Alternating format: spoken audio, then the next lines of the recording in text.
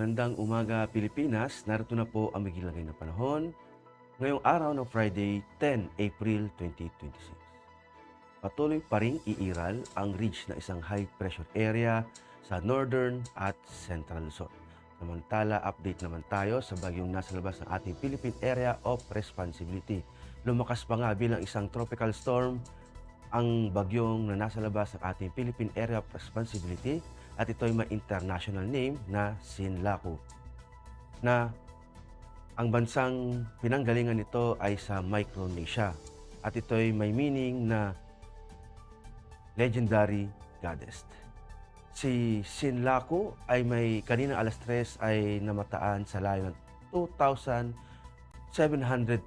kilometers east of northeast ng Mindanao. Ito'y may lakas na hangin umaabot na malapit sa gitna 65 kilometers per hour at mayroon namang pagbugso ng 80 kilometers per hour. Ito'y kumikilos pa westward sa bilis na 10 kilometers per hour. Ang nasabing tropical storm ay inaasahan na lalapit sa ating Philippine Area of Responsibility at magre-recurve o ang isang senaryo na papasok ito ng Philippine Area of Responsibility sa susunod na linggo. At para naman sa magiging general area forecast sa Metro Manila, sa Luzon, sa Visayas at Mindanao, dulot ng ridge na isang high pressure area ay maging bahagyang maulap hanggang sa maulap na papawarin na may pulupulong pag-ulan, pagkidlat at pagkulog. At para naman sa flight level wind chart, dito sa 925 hectopascal, makikita natin sa may silangang bahagi ng Luzon, sa may Visayas at silangang bahagi ng Mindanao ay aabot ang lakas ng hangin sa 36 kilometers per hour.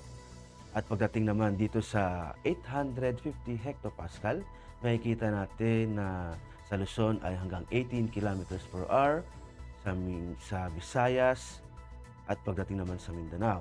Meron ng pagbugso ng hangin dito sa may parte ng Palawan na aabot ng 36 kilometers per hour.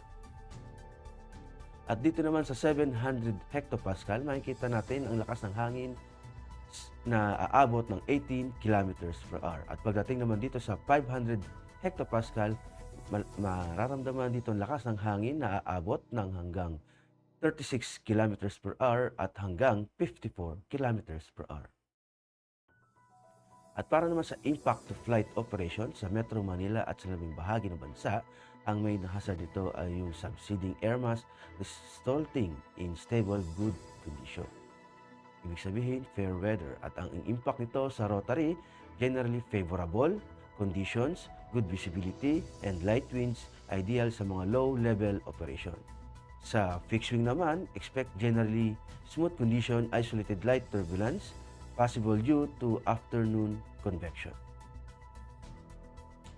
At para naman sa astronomical information, ang araw ay sumikat kaninang 0546 at lulubog din naman mamayang 1809. Sa moon illumination, meron tayong 47%. At para nga manatiling updated sa lagay at pagtayo ng panahon, i-follow lamang ang Air Force Weather Center sa mga social media accounts.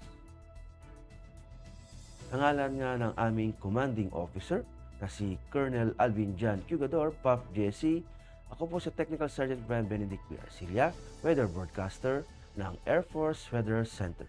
Maraming salamat po.